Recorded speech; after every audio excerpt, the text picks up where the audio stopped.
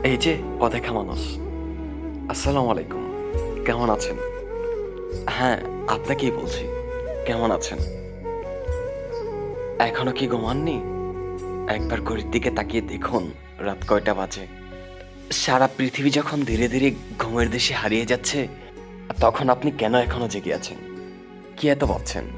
কোনো প্রিয় মানুষের কথা? যে মানুষটা আপনার জীবনের সবচেয়ে কাছের ছিল? নাকি পরিবারের কথা, যাদের মুখের হাসি ফোটানোর জন্য প্রতিদিন স্বপ্নগুলোকে একটু একটু করে বিসর্জন দিচ্ছেন? আর জানেন, জীবনে এমন রাত আসে যখন হাজারো মানুষের ভিড়ে নিজেকে খুব একা লাগে বা একা মনে হয়।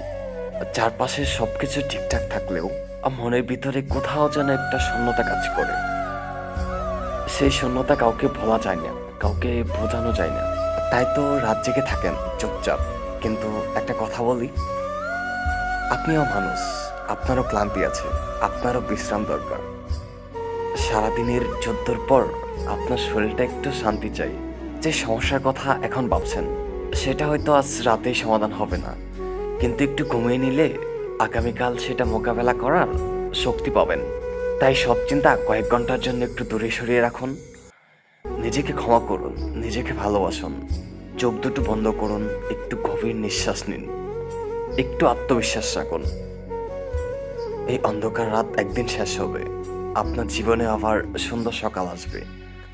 শুভরাত্রি অদেখা মানুষ। ভালো থাকুন, সুস্থ থাকুন। আর যদি এখনো জেগে থাকেন তাহলে একটা কমেন্ট করতে ভুলবেন না। আমিও জেগে আছি।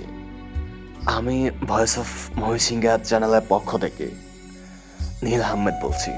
ধন্যবাদ সবাইকে।